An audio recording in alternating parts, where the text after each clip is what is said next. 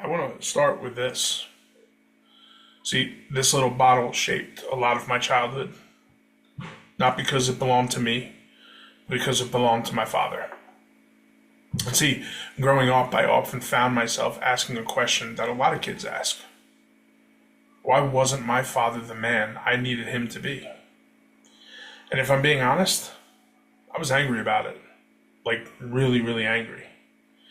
And I walked around for years with a chip on my shoulder the size of a mountain. And when you hold on to anger long enough, it stops feeling like an emotion, and you just start thinking, I guess this is who I am. And that constant anger, it started showing up in the way I lived my life. It affected my decisions, my relationships, and eventually it led me down a road that I knew was dangerous, but I just didn't care. See, I actually became a pretty heavy drinker. Now, at first it felt normal, then it became a little more frequent, and then it became something I depended on. Now, looking back now, I realized something that I couldn't see then. I wasn't just angry, I was repeating a pattern. The same kind of addictive personality that had taken hold of my father was quietly taking hold of me. But eventually I grew tired of being angry. And as I got older, something started to shift in my thinking.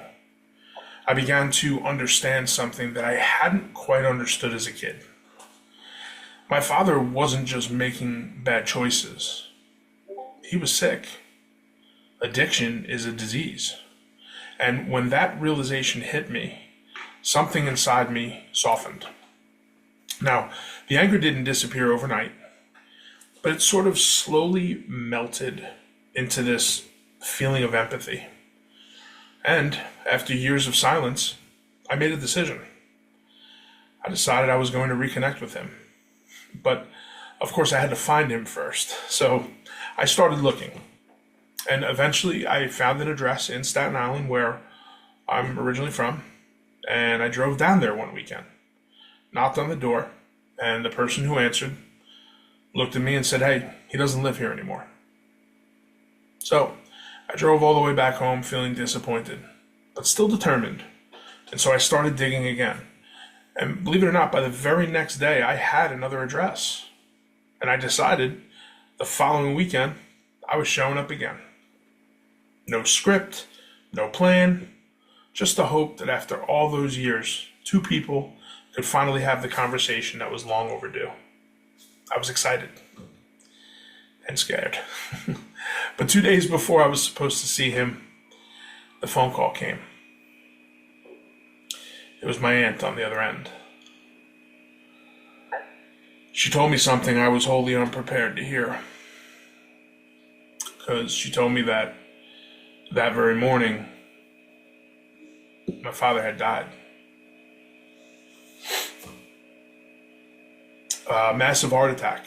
He was gone before he hit the floor. And in that moment, the opportunity that I had waited years for was gone. Just like that. Everything I wanted to say, every question that I wanted to ask, and every bit of forgiveness that I had finally found would never be heard. And that realization, quite frankly, shattered me. And I started spiraling out of control.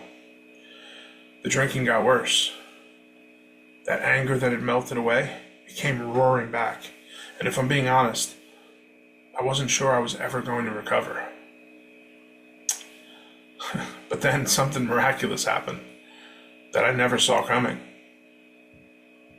Because less than 2 months after my father's sudden passing, I found out I was going to be a father. Oh, this roller coaster of emotions is almost hard to imagine. But suddenly the story that I had been living as a son collided with the story I was about to live as a father. And in that moment, I was faced with a choice. I could keep carrying the anger and continue repeating the same patterns that had already taken so much from my family, or I could become the father I wished I had growing up.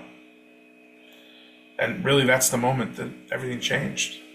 because I knew something about myself. I knew that I had my father's addictive personality. And I also knew that if I didn't make a different decision, history was going to repeat itself. And with that, a choice was made. I stopped drinking. I chose to break the cycle. Not because it was easy, because it wasn't, but because there was a child coming into the world, my child, who deserved better. A child that I already loved more than I thought was ever possible. And one who, without even being born yet, quite literally saved my life. For years, I looked at something like this and I saw pain. I saw resentment and broken expectations. But becoming a father taught me something that I wish I had understood much earlier in life. That love reaches further than anger ever could. It reshapes the life you thought was already written and ignites the part of you that simply refuses to be broken. And when I finally understood that, everything changed. After everything I've lived, after everything that I've learned, I have come to one undeniable conclusion. No matter the question, love is the answer.